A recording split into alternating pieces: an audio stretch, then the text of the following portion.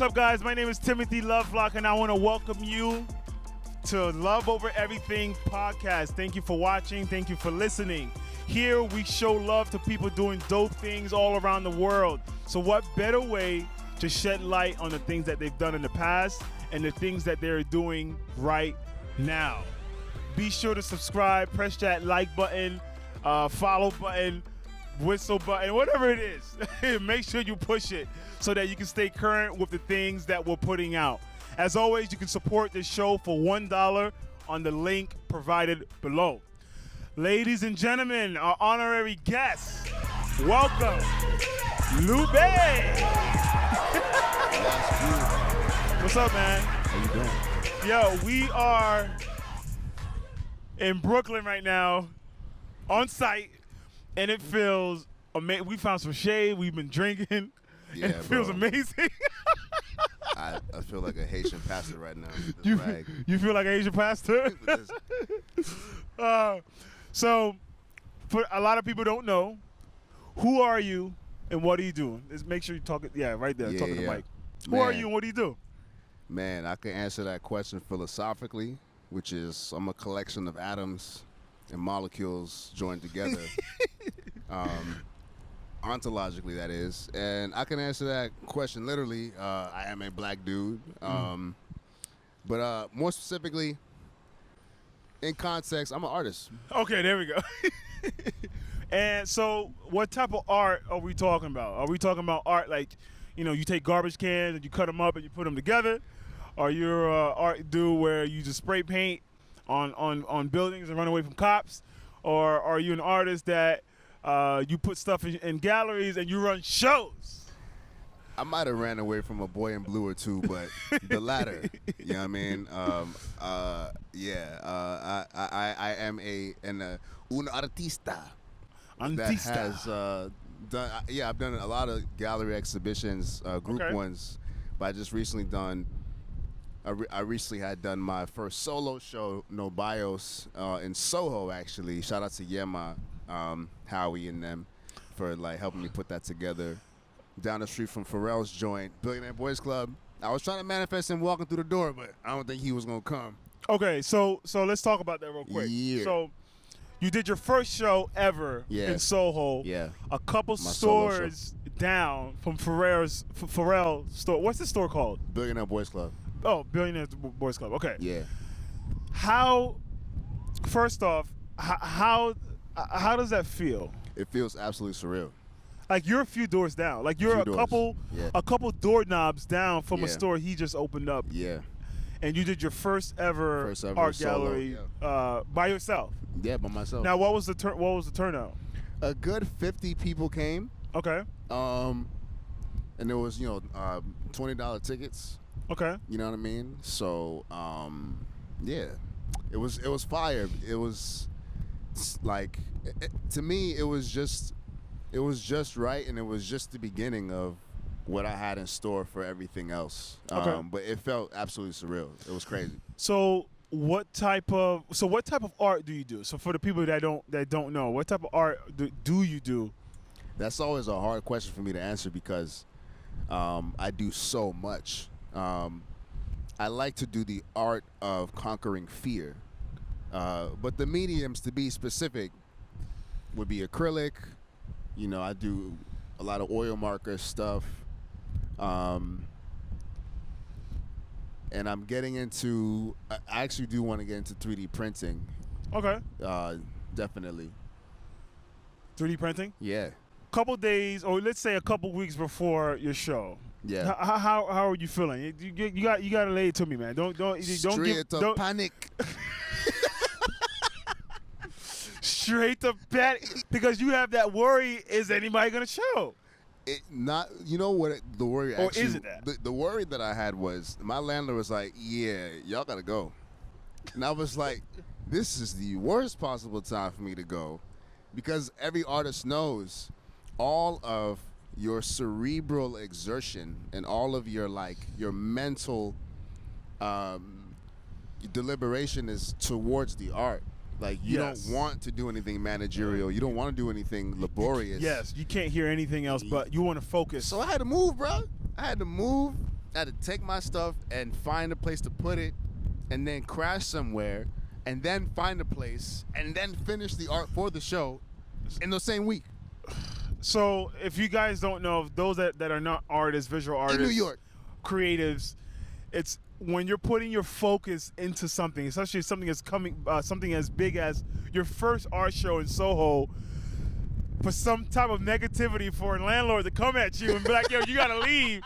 Like, it disrupts so much of your energy that's needed elsewhere, and it just messes up your whole aura. So, street facts. But the turnout was amazing. It was fire. How long was the show? The show, I think it was supposed to end at 11. Okay. But knowing me, we pushed it. Midnight. 1. Midnight. You know? Okay. But it was lit though. It was an incredible like turnout. A lot of people came. People, you know what's so wild is people came that I don't even know. And that's why I knew I made it. Like, it's one thing for people that you know to show up. It's nothing to be like, yeah, I heard about you, and I'm here now. And that's the best feeling, man. And I'm buying some stuff. Yeah. And I'm like, what? That's the best feeling when someone they heard of your name from someone, and they're telling you they came. Yeah. Because I heard of you. Yeah. It's not a family, friend, or whatnot. Right. I came because I heard of your name. Yeah. How does that make you feel? Man, I felt like just a pot of porridge. You know what I mean? You said a pot of porridge. For those of you who don't know, you know what I'm saying? Some people call it acason, some people call it la bouillie. But porridge, essentially, when it's on the pot, you see it bubbling. You know what I'm saying? And the bubbles are popping, and you're just hot and ready. Pause. But that's how I felt. That's how you felt. You know what I mean? And then, okay, let me ask you this. So we've known each other for a very long time. We're family, basically cousins. Basically. How did you get started in this journey? Yo, by accident. By accident. Yeah. So, like, yo, what's so freaking crazy to me, the way this all started is, oh, man. Okay, so my philosophy is my life is a movie.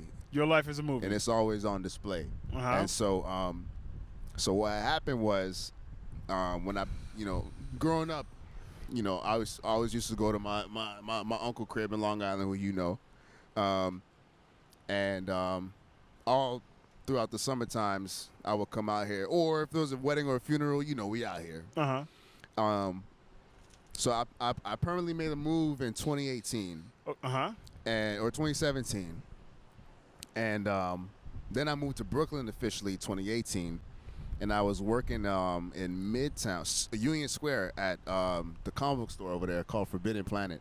Mm-hmm. And I would go into the train station every day, leaving work, and I would see this artist selling art every day. I had no idea that he was like a professor that quit his job to be an artist full time. And I was like, this is a very unusual concept. I had never seen this concept in my life. And eventually, you see him enough times, holla at him, like, what's good? Told me a story. Now, all of a sudden, I'm running around with him. I bought a table, too, and I started selling my art, too. And I just started selling the train station and started selling outside. And then I got fired from my job. And then I was like, all right, let me just try this out full time.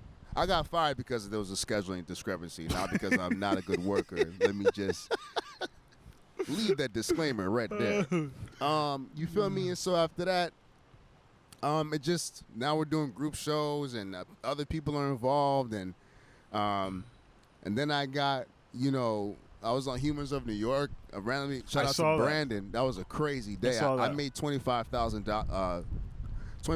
followers in one day. On Instagram in 2018, that's a big deal. Like, the TikTokers now would be like, that's nothing. And I'm like, no, the algorithm wasn't spiked up yet at the time. Yeah. That was crazy.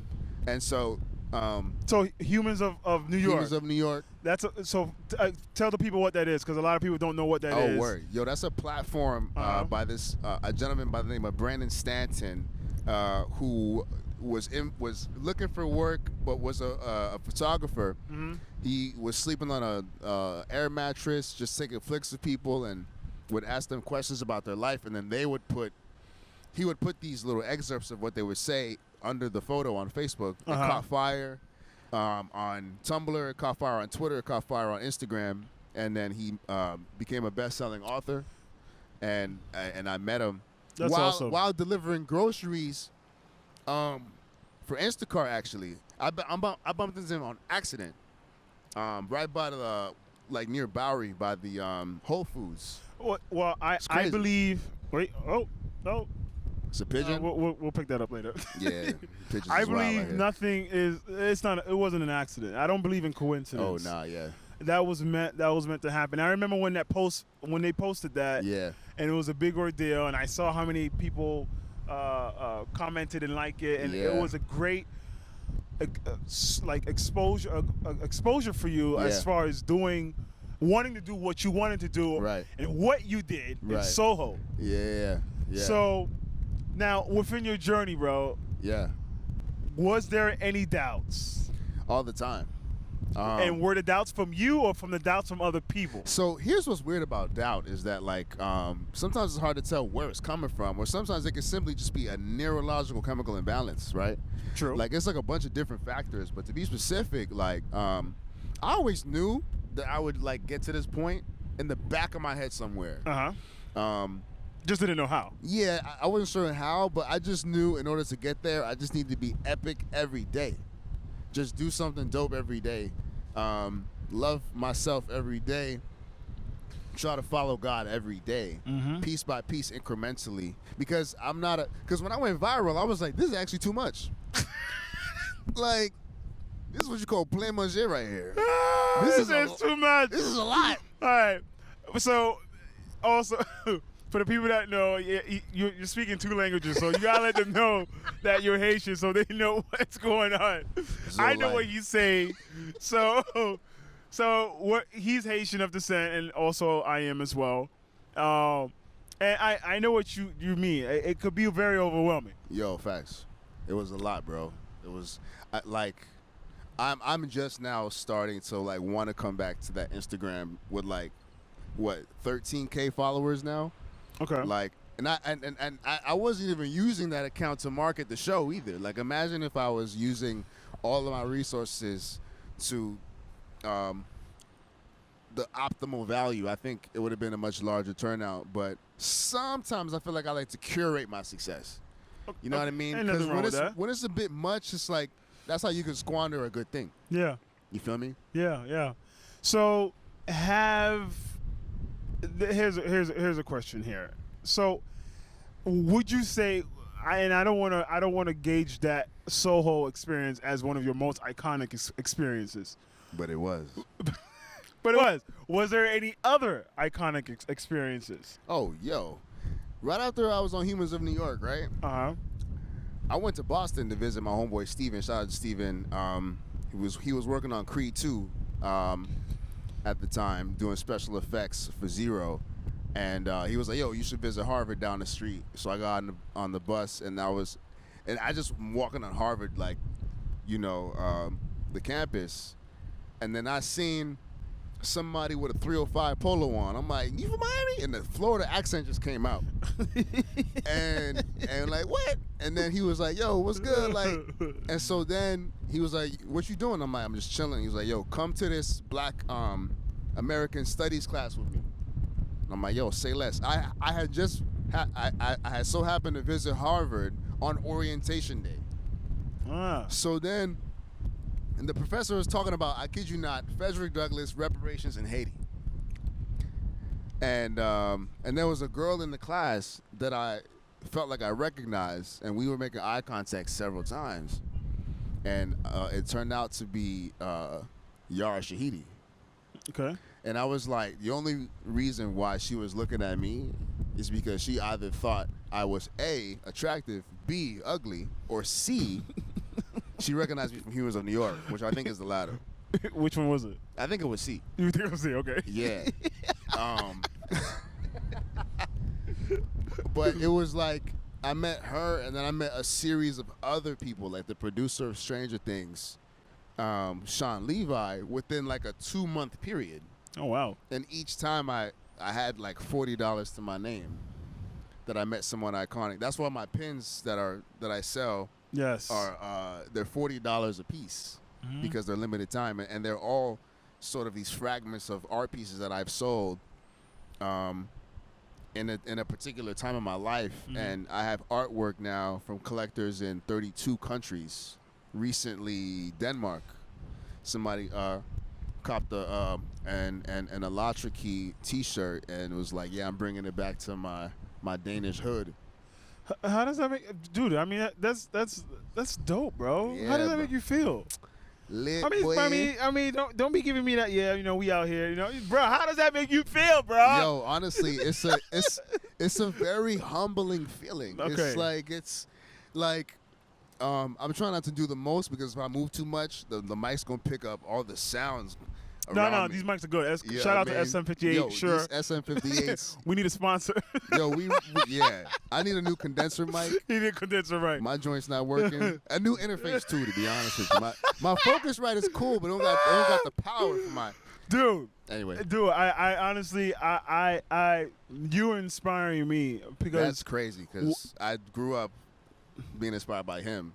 You know what I mean? By you, like my whole life. So, yeah, well. You know what I mean? Bro, it's nothing but love, bro. Ya tu sabe. It's nothing but love. Yeah. So right now, you're a full-time artist. Yeah. You sell paintings. Yeah. Where? Everywhere. Yeah. So Washington Square Park was my first sort of landing space. That's in Lower Manhattan, in the Village area. And it's crazy. I've met tons of people there. I remember this guy walked up to me. There used to be an artist by the name of Pinocchio from Japan. Shout out to Pinocchio. So he lied a lot? I have not seen. You know what? That is a great question. Why did they call him Pinocchio? He didn't have a big nose. Yeah, right? You heard. Sorry, I had to He's say a that. dope Sorry. Japanese artist named Pinocchio. I have no idea where he is in the world right now, but shout out to him. He was cool. He used to do portraits of people, and this dude walked up to me one time. He was like, "I need you to do a portrait for me," and I'm like, "That's not really my speed." But Pinocchio wasn't there, and I didn't hit my quota yet for the day, so I wasn't mad. I said, "I'll do it." Okay. So he came back a couple hours later, and normally when people, buy art from me, I like to do a mini 10 to 15 second interview about their response to the artwork. And this dude was like, "Yo, this piece is going over here to this penthouse. This is going to," and then he names the former or the widow of Horst Reckelbacher, who is the founder of Aveda, the hair salon chain. And I was like, "Yo, that's so wild to me." Mm-hmm. You know what I mean? That this piece is going to become a part of somebody's furniture, someone's furnishing. Yes. In their penthouse, and what's wild is where I used to keep my stuff on West 10th. There's a framing shop, and the dude, I forgot where he's from. I think he's Eastern European though. He told me he rarely frames art from galleries anymore. It's mainly street art. So it's wild how the whole metric of art in the city has changed to a global level. I mean, NFTs is a whole other conversation, but the element of ownership and where the value lies now is in a much more rustic, down-to-earth format. You know what I mean? It's way blacker. It's way blacker. You know what I mean? So just to go back a little bit on what you just said, one of your paintings are hanging in someone's penthouse. Yeah. I should have charged more for that one. That's massive, bro. Yeah. Do you feel that solidifies you as an artist when someone buys your painting, hangs it up in the penthouse? Does that make you a solidified artist or not? It does in a sense. I firmly believe in celebrating small wins. Okay. I think it's healthy for people to do it. Like, was that a small win or a big win? Was that a big W? You know what? I actually pair them all to be the same. Okay. Like, I'm like a roosting mother hen, not wanting to pick favorites. For real though, like, I feel like I don't want to say that is what solidifies me as an artist, because I feel like that has come from within. Like, cause it's a lot of people that I met in the art world who are very miserable. You feel me? Yes. They got the money that connects to this, to that, Yes. but they're not happy. Yes. Like they go to sleep drunk, they wake up coked up, and the cycle continues. And I'm just like, that's not why I'm here. Like, that's kind of why I sort of backed up from the art world for a little period of time, because I felt like I seen a lot of that energy in my circles. To me, success is like just inner peace, bro. I second that, because in here, especially in America or just the world, success is rated as you having $1 million in the bank account. Nah. You got a Bugatti.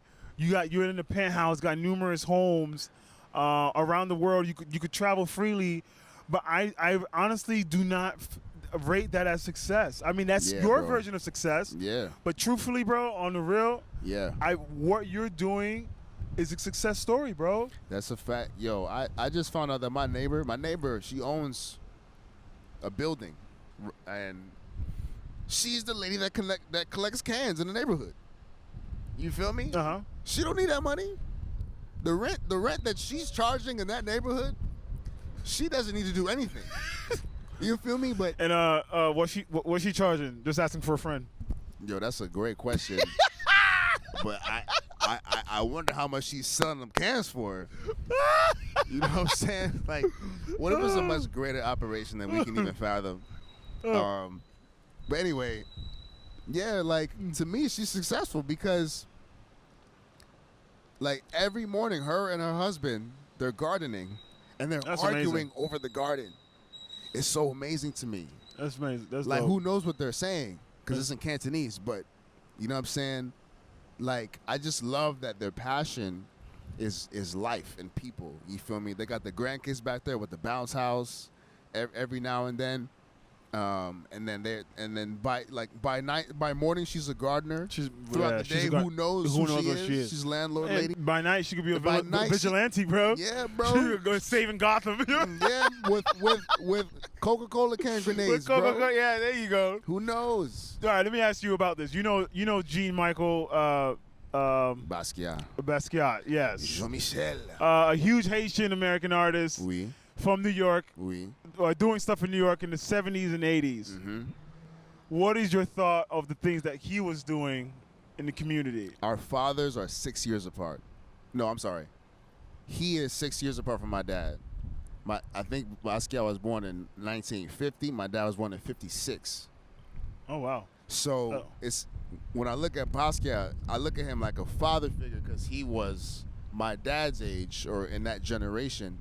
While my dad was doing one thing, Basquiat was doing the thing I'm doing. Like, it's crazy to think about. Like, because my dad doesn't know that the things I've gone through out here. And for those of you who don't know, like, sociologically speaking, our culture is a culture of collectivism, right? Individualism is more of a Western concept, right? But when you look at more ethnic cultures, we think in a unit. So it's like, if you are displaced, we're all displaced. If you're hungry, we're all hungry. Like, and so Jean-Michel found a way to defy his accountant father, which is funny because my dad is an accountant too, and do his own thing and not come home until he had a bread to show that what he was doing was substantial and valid. Had substance to it. Yeah, and I believe your story is no different from his, bro. Yo, for real, I'm locking up right now. Do you remember what your last job was before you moved out here, bro? Yeah. I would hope so. Before I moved out here? I think I was working at Office Max. Office Max? The store's not... Wait, so you mean you left? You left and then they closed business? Yeah. You're the last surviving thread. I I never thought of it like that. I'm the reason why Office Max is no more. You're the reason. Wow. But you went on to do better and bigger things, and they closed the business. I'm not gonna lie. The reason why I worked there was because I love office supplies, and like, I just thought it was funny because of The Office, the actual show. They sell paper, and that whole concept to me was like, I want coworkers like Jim and Andy. You know, that would be dope. And that's why I worked there. And I had coworkers like Jim and Andy. I had a dude from Alabama. This dude was like in his 60s. And one time it was raining, like mad hard. He goes, "Surreal toad strangler out there, isn't it?" And I was like, oh my God, I'm getting what I want. Anyway. Yo, let me ask you this before I ask you some funny, quirky questions. You go ahead, bro. Have you found your purpose in life? Always. I've always known my purpose. My purpose is to serve God and others, bro. Okay, there you go. And Amen. Serving others is what gives you joy. Yep. You feel me? Yep. Don't get it twisted. It ain't that Bugatti. It Don't ain't let me the get Bugatti. Gary V up in here. I hate that saying. I will cuss you out and be the most loving person at the same time. I don't know how he does it. Yeah, I'm glad you said that, man. I find so much value in giving than receiving. Yeah. And it humbles you. It just takes your perspective to just another level, and and it's priceless, bro. It's priceless. I'm not even making this up. There's no clout. There's no camera. Oh, I'm doing this. No, legitimately, I love the serving people and giving back. Yeah. Let me ask you this. So, as we move to just to see your personality. All right. I feel like y'all see it here's already. a little funny, quirky question. Why is a tennis ball fuzzy? Because they wanted it to mimic balls as much as possible. I mean, there's no right or wrong answer. I'm just asking you. I never thought about this before.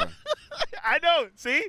A lot of people haven't thought about that. It's probably like a bunch of Amazons that created that concept. Yeah, probably because did. they hate men, the Amazonians. All right. It's like, no? Okay. If you woke up and you had 2,000 unread emails and could only answer 300 of them, how would you choose which ones to answer? Well, that question's a bit literal. I have over 2,000 unread emails. Oh, you the guy that has like all these red dots on his phone. All right, next interviewer. I knew it, right? I'm an artist, bro. See? We are not managerial people, bro. I need an agent bad, an assistant, and a cook. And a cook? Yeah, like Chef D. What you cooking? Okay, Chef D could not stand TJ Khaled. I don't care what anybody says. She could not stand him. We back. Let the people know where they can find you, what you're working on now. I definitely want to go to your next show. Oh, FYI. facts. You can find me at L'Église La L'école, bro. Translation. We'll put the insert translation now. In the caption.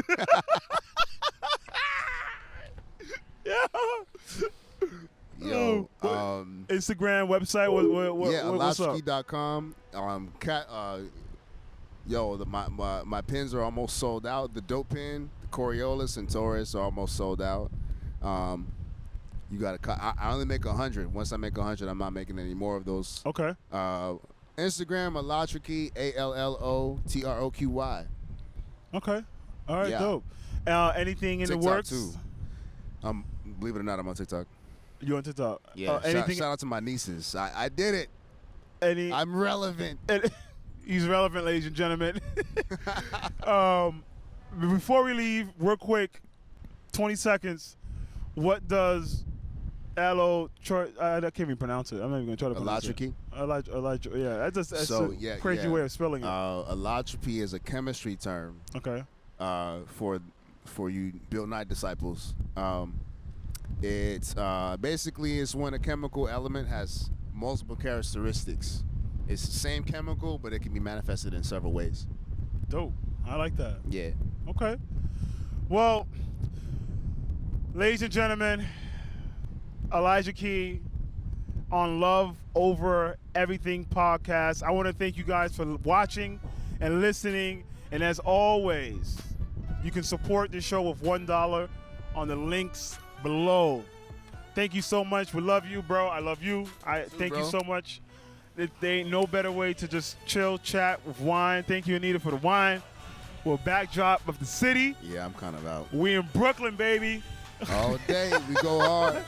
Thank you so much. We'll catch you guys later. Yep.